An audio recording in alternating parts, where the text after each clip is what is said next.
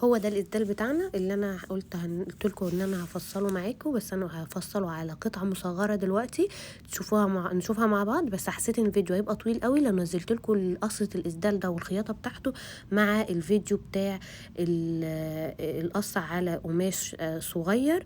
أتمنى تعجبكم الفكرة وتستفادوا منها، وإن انتوا أقدر أكون قربت لكم الفكرة أكتر. وهبقى أنزل لكم الفيديو بتاع الإسدال ده والقص والخياطة بتاعته بعده على طول ان شاء الله، عشان تربطوا الخيوط ببعضها. واتمنى اكون يعني قربت قوي في الشرح وما كنش طولت عليكم يعني، وبعتذر لو في اطالة في الشرح شوية.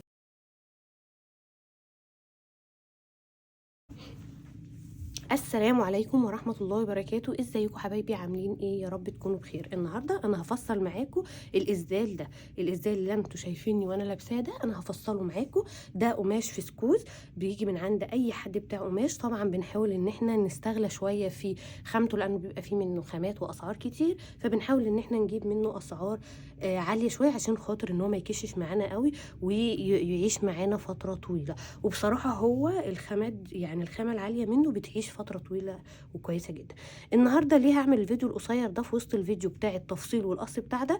لأن في ناس كتير قالت لي ان هي ما فهمتش الطريقة قوي في الفيديو، فحبيت ان انا اعمل لكم فيديو تاني للاسدال، وفي نفس الوقت اعمله لكم على قماشه صغيره، بحيث ان اللي مش هيقدر يفهمه من الفيديو الطويل يفهموا من الفيديو الاصلي بتاعي القص ده، يفهموا من الفيديو القصير.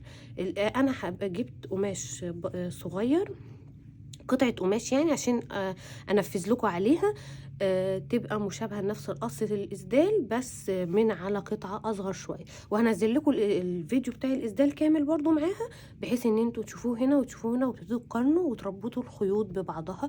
ويا رب ان انا اقدر افككم واوصل لكم الفكرة اللي انا عملتها. هنا انا معايا ده اعتبرته ان 3 متر ونص، انا عاملاهم بطريقة متناسبة مع بعضها، ما تقلقوش يعني. ان شاء الله برضو هتلاقوا ان هي قريبة جدا من نفس فكرة القص. يعني هنا ده مناسبة الطول مع عرض القماش، فان شاء الله يطلع الفكرة توصل لكم. اعتبرنا ان ده الجزء ده كده 3 متر، دول كده 3 متر، والعرض ده عرض القماش العادي اللي احنا عارفينه اللي هو 140 سنتي. تمام، 140 سنتي. 140 سنتي يعني معانا متر و40 سنتي زياده، او 45 سنتي على حسب الايه القماش. لان القماش الفسكوس ده لو احنا بنطبق على القماشه اللي معايا دي، يعني مثلا انت ممكن تقولي لي 3 متر ونص يا تبقى كتير، ممكن فعلا يبقوا كتير، بس مع الفسكوز وانت عايزه اسدال مريح طويل في الصلاه ويبقى مناسب وجميل للصلاه، بيبقى بتحتاجي ان انت تجيبيه اكبر شويه وتبلي القماشه قبلها عشان خاطر ممكن تكش معاكي شويه. فهنا احنا معانا 3 متر ونص، انا بكلمكم على الفعل اللي انا عملت بيه ده. تمام، وهنبتدي ان احنا نقيس عليه. اعتبرنا ان القماشه اللي في ايدينا دي 3 متر ونص. اول حاجه هنعمل فيها ايه؟ هناخد طول الشخص اللي هو محتاج، اللي هو عايز الاسدال، الطول بتاعه اللي هو هيجي من هنا. الطول بتاعه هيجي من ايه؟ من طول القماشه كلها. تمام، هنتني القماشه على الضعف بتاعها كده، يبقى ده طول الشخص اللي احنا هنعمل عليه الاسدال. ممكن برضه اجيب لكم العروسه اقرب لكم بيها الفكره. ان هنا مثلا العروسه بتاعتنا هنا مثلا احنا هنقص على طولها طول الايه؟ طول الاسدال. تمام، بعد كده هناخد الطول هنا. انا برضو عايزه امثل لكم على نفس اللي انا عملته في قصه الاسدال ده. الطول هنا كان اطول لان 3 متر ونص، يعني معاكي صافي يعني معاكي صافي 175 سنتي. فطبعا الشخص لا محتاج 150 اللي كان محتاج الاسدال ده. فعملنا ايه؟ خدنا ال 150 اللي هو محتاجهم في الطول، لان الطول بيجي من الكتف لحد الديل. مفيش شخص طبعا من كتفه لحد ديله، بالذات الستات، يعني ان هي تبقى مثلا 180، ده لسه بدماغها مثلا عندك 30 سنتي، مش هتعدي المترين هي طبعا. تمام، فخدنا من هنا 55 سنتي بالظبط، 55 سنتي من طول القماش اللي معانا. احنا لسه ما عملناش اي حاجه في الايه؟ في القماش. تمام، ما خدناش، ما قصيناش اي حاجه. قمنا اما جينا نقص، قصينا هنا كام؟ قصينا هنا 50 سنتي، 50 سنتي من عرض القماش اللي هي كانت بالنسبه لنا الجزء ده. هقول لكم هنعمل بيه ايه دلوقتي. هناخد ال 50 سنتي دول كده من عرض القماش بعرضه كله، يعني من البرسل للبرسل، هنا البرسل وهنا البرسل، خدناهم كده وخليناهم ايه معانا. تمام. بقى معانا ايه؟ بقى معانا دول اللي هما 3 متر. تمام. يبقى احنا هنا معانا ايه؟ معانا 3 متر متنيين 2 من البرسل للبرسل. هنعمل ايه تاني؟ هنعمل ايه؟ هنقيس من هنا لحد هنا متر. تمام. من هنا لحد هنا متر، ونبقي كام؟ عايزه بالنسبه بقى القماش، انت هتشوفي برضو القماش هيكش معاكي قد ايه، في حاله ان هو ايه، فسكوز او قطن او كتان او ايا كان. قماشه ما بتكشت ما عندكيش مشكله، هتلاقي لوحده صفه معاكي ال 45 سنتي ال 50 على حسب عرض القماش بالظبط معاكي كام. تمام. بس احنا في الفعلي احنا اللي انا عملته ان انا قمت هنا قست متر، انه ده يبقى عرض الاسدال، عرض الاسدال كله يبقى متر. تمام كده. يعني من لحد الجزء ده كده، الجزء اللي انا عاملاه ده كده، ده كده لحد هنا، من هنا لحد هنا ده كام متر، وده الجزء اللي انا ركبته للايه، للكم. تمام كده. تمام. يبقى احنا خدنا من هنا لحد هنا ايه، متر، قمنا جايين قسنا متر بالمزوره وقصين الجزء ده كده. تمام كده معانا. ده بالظبط اللي احنا عملناه في الاسدال بتاعنا، ده بالظبط اللي احنا عملناه في الاسدال بتاعنا. اتبقى معانا الجزء اللي انتوا شايفينه ده اللي هما 3 متر متنيين 2، ومعانا متر في العرض من هنا ومن هنا. تمام. قمنا قاسمين المتر ده على 4. على ايه؟ على 4. يبقى 1 2 3 4. عملنا ايه؟ بكل بساطة، بكل بساطة بالنسبة لقصة الاسدال، ان احنا هناخد فروست من هنا ومن هنا. ليه من هنا ومن هنا؟ عشان تعلمي لنفسك بعد كده في تثبيت بقيه الكم. هتركبي هنا بقيه الكم، وهتركبي من هنا بقيه الكم. تمام. وجينا هنا. تمام. هناخد حردة الرقبة. حردة الرقبة هتبقى متساوية حاليا. تمام. عشان ايه؟ عشان الظهر والوش. تمام. وهنعمل نفس الفروست من هنا ومن هنا، عشان خاطر برضو ان وانتي اثناء الشغل تبقي فاهمه ايه، حتى لو تاهت منك من هنا، تاهت منك من هنا، متبقيش لفه كده، لا تبقي عارفه ان دي قصاد دي. تمام. بعد كده هنعمل ايه؟ كل التركات دي انا بعملها لكم زي ما انا حرفيا بنفذها مع نفسي. وبعد كده هنعمل فروست كمان من هنا، عشان تعرفي ان ده ان ايه، ان هنا برضو نص القماش. يعني انت ما تفردي كده، ده كده نص الاسدال اهو. عايزه مثلا دلوقتي اعمل ده الامامي، ويبقى اللي ورا ده الخلفي. تمام. هنعمل ايه؟ هناخد من النص كده، ومن نص الايه، ومن نص القماشه كده كده بالظبط. شايفين؟ وهعمل حرده بقى كبيره من قدام عشان الامامي. هننزل مثلا ايه، هنا نزلت 4 في الفعلي وانا بعمل الاسدال ده، نزلت 4. انزل بقى بعدها كام؟ نزلت، لا نزلت تمام. هنزل بعدها كمان 2. تمام كده. هو كده كده ده كله بيأثرش معانا. في بعض الاسدالات بتكبري عن كده عشان ما تعمليش سوسته اصلا، يعني ان انت تبقى كده دماغها تدخل فيها على طول. لو لكرة مش هتحتاجي تكبري عن كده اصلا. لو القماشه بتاع الاسدال لكرة مثلا، فيها سنه لكرة او كده، خلاص هي دي يا دوبك كده ممتاز جدا، هتعرف تدخل فيها دماغها وخلاص. هي بقى محتاجه تعمل سوسته، وده بيبقى الافضل بالنسبه لللبس في الاسدال عشان ما يتعرضش للقطع وللروحه وللي بترضع وكلام من ده. نقوم احنا عاملين هنا ايه، السوسته. برضو بنفس الفكره في السوسته، بتقسمي القماشه مرتين كده. كل الشغل ده بتعمليه قبل التثبيت، كل الشغل ده عشان يطلع معاكي مظبوط تعمليه قبل اي تفنيش. تمام.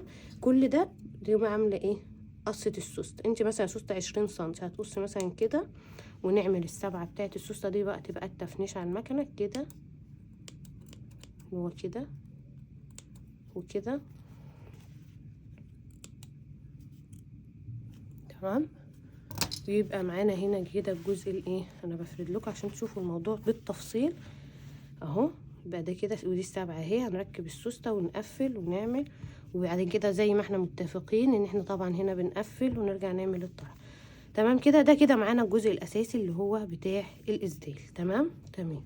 بعد كده عندنا ايه؟ بعد كده الجزئين اللي احنا قصيناهم، قصينا واحد من البرسل للبرسل، وقصينا واحد اقل منه في العرض. خلي بالكم ان دي ايه، حاجات طبعا زيادات ملناش دعوه بيها. هو الفكره ان هنا ده بيبقى اقل من ده في العرض، فاحنا هناخد الاعرض للطرحه طبعا. تمام. احنا هنا الطرحه انا بوصلها ساعات ل60 سنتي، يعني طرحه كبيره جدا تبقى مرتاحه جدا وانتي لابساها.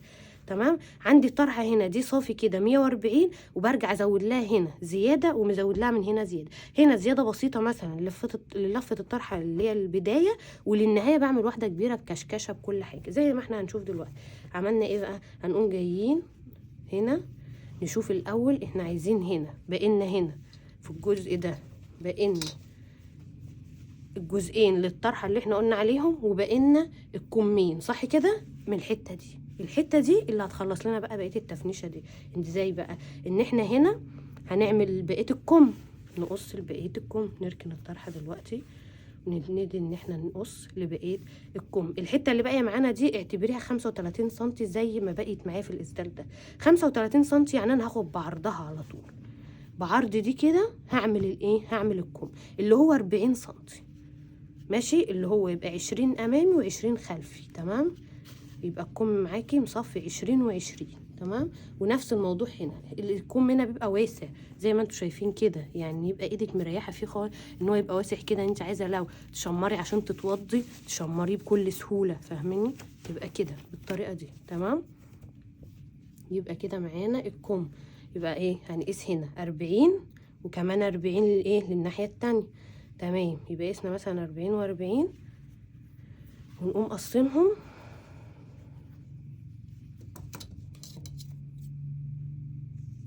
وده يبقى معانا بقيه الايه؟ بقيه الكم. نعمل ايه تاني؟ هناخد ال40 على 40 ونقص، ويعني من باب ان هو يبقى ايه؟ يبقى نازل انسيابي شويه كقصه كم عاديه. بس طبعا احنا في الازال زي ما اتفقنا بنحب نوسع، ان احنا بنقوم واخدينهم على حاجه بسيطه كده، ايه؟ 7 بسيطه كده، واسع برضو ان هو يخرج الايد زي ما لسه قايلين. ونقوم جايين عاملين ايه؟ نقوم جايين مركبين الاستيك هنا، ويبقى ده ايه؟ معانا الكم. يبقى احنا هنا عملنا كم وكم. تمام كده. اتمنى يكون الفكره وصلت. اهي كده كم، ومعانا كمان الناحيه التانية الكم. كل ده يتنفذ مع حضراتكم في الفيديو بتاع ده كله. انتوا حاولوا تربطوا الاتنين ببعض للي ما قدرش يوصله الفكره عن طريق التنفيذ بتاع الكبير. تمام.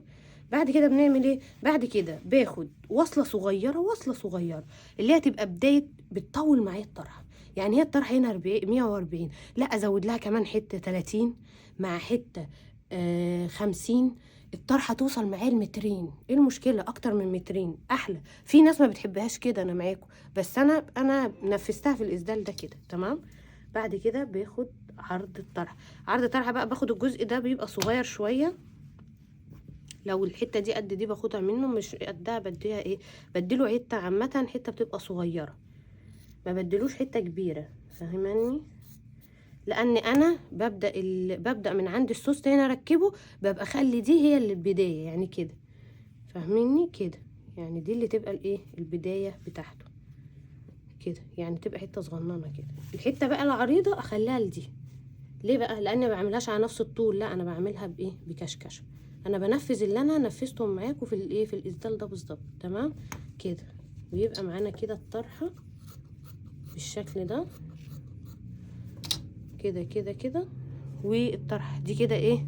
الطرحه. يبقى كده معانا دي الايه؟ الطرحه. وده معانا الاسدال. برضو هنا في الاسدال ده انا نفذت حاجه زياده هقول لكم عليها، بس مش عارفه بصراحه هي توصل، بس هي ان شاء الله توصل اكتر في التنفيذ ده اكتر.